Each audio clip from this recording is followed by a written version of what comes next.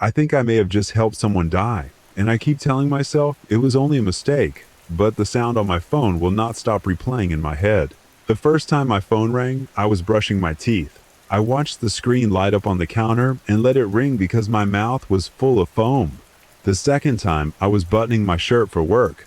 I saw the name again and told myself I would call back in a minute. The third time, I remember holding the phone in my hand and feeling something tight in my chest. Not panic, not fear, just a quiet pressure, like answering would make something real that I wasn't ready to face. So I turned the screen off, and I didn't answer. By the time I finally listened to the voicemail, my hands were shaking badly enough that I had to sit on the bathroom floor with my back against the tub. At first, there was only breathing. Slow, uneven, careful, like someone trying not to cry loud enough for anyone else to hear. Then a voice I recognized whispered my name and asked if I was there. That was all. No explanation. No goodbye. Just breathing. And my name. And silence. I told myself the call must have dropped. I told myself if it were serious, they would try again. They didn't. I still went to work the next morning. I made coffee. Burned my tongue. Answered emails that didn't matter. There was a meeting about printer costs that lasted 40 minutes.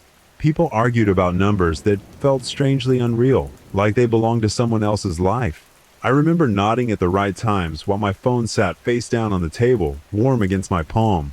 I kept thinking about the breathing in that message. Not loud, not dramatic, just tired, like someone who had already decided something and was only waiting for the last moment to arrive. Around noon, I finally texted back. Asterisk, hey, are you okay? Asterisk. I added the smiley face so I wouldn't seem worried, so it would look casual. Normal. Safe. The message never delivered. Under the contact name was a small gray word telling me the number was no longer reachable. My throat felt dry in a way water couldn't fix. I tried to remember the last real conversation we'd had. Not small talk. Something meaningful. But all I could picture were ordinary things. Groceries. Traffic. Weather. A joke I didn't laugh at because I was distracted.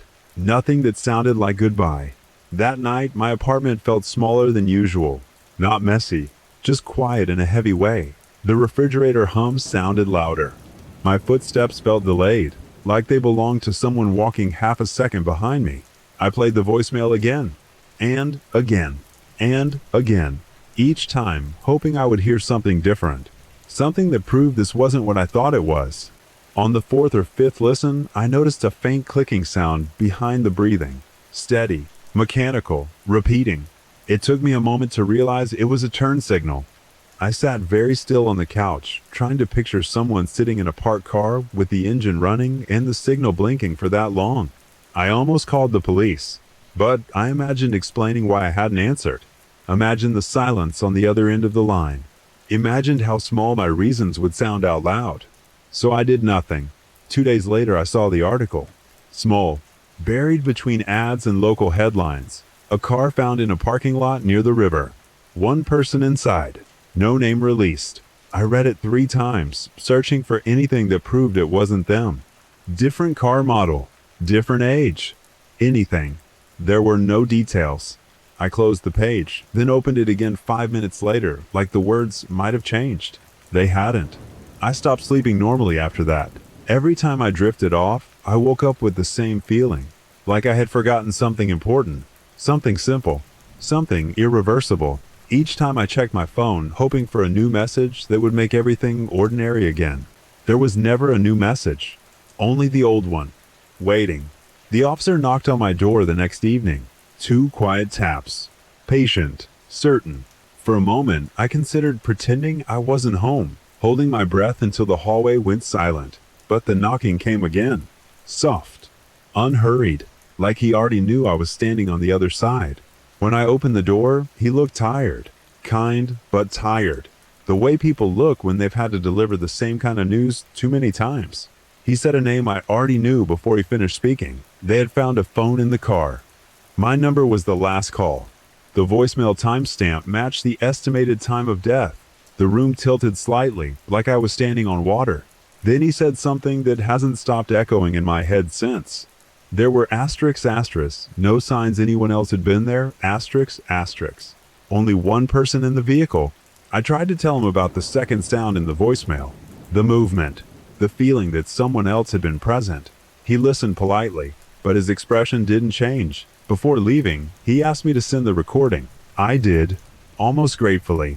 Like handing the responsibility to someone else might make it lighter. It didn't. An hour later, my phone rang. Unknown number.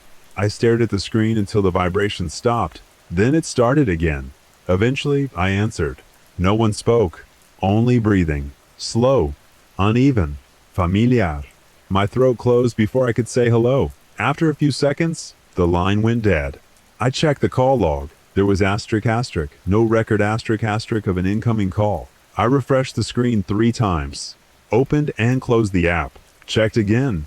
Nothing. I told myself it was stress. Guilt. My mind trying to punish me. But that explanation didn't feel strong enough to hold the fear in place. At 3:07 inches the morning, a new voicemail appeared. I don't know how long I stared at it before pressing play.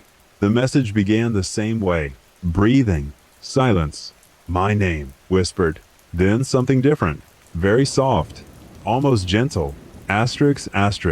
Why didn't you answer? Asterisk. My vision blurred with tears I didn't remember starting. Because the most frightening part wasn't the voice, or the call, or even the possibility that something impossible was happening. The most frightening part was how easily my life had continued, while someone else was deciding whether to keep living. Meetings, coffee, emails, printer costs. All the small, useless things that felt important, until they weren't. I listened to the voicemail over and over until sunrise. And sometime in that gray light between night and morning, I noticed something I had missed before. After the whisper, after the breathing, there was another sound. Very faint. Not in the background. Not inside the car. Asterisk. Right next to the phone, asterisk. Breathing that didn't echo. Breathing that sounded closer. Like someone standing beside the person recording. Waiting. I called the police again later that day. They sounded confused when I mentioned the new voicemail. They told me something I wasn't supposed to know.